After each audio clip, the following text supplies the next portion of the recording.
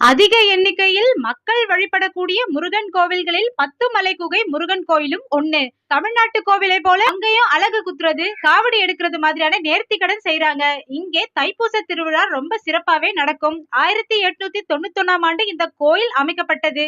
தரையில் இருந்து 400 அடி உயரத்தில் இருக்கும் இந்த சுப்பிரமணிய சுவாமி கோவில் பத்தி இன்னும் சொல்லணும் அப்படின்னா, 19ஆம் நூற்றாண்டு தமிழர்கள் சிலர் மலேசியாவில் வேலை செய்து கொண்டிருந்தனர். அதில் ஒருவர்தான் காயா ரோகணம் பிள்ளை. இவரோட முயற்சியில் கோலாலம்பூரில் 1873ஆம் ஆண்டு மாரியம்மன் கோவில் கட்டப்பட்டது. ஒரு நாள் காயா ரோகணம் கனவில் தோன்றிய அம்பாள், என் இளைய மகன் முருகனுக்கு அந்த மலை குகையில் கோயில் கட்ட உத்தரவிடுறாங்க. இதனால காயா ரோகணமும் அவருடைய மகனும் 1888ஆம் ஆண்டு காடாய் இருக்கக்கூடிய பத்துமலையில் வேல் ஒன்று வைத்து வழிபட தொடங்குறாங்க. 1891ஆம் ஆண்டு முருகப்பெருமானுக்கு கோயிலும் கட்டப்படுது.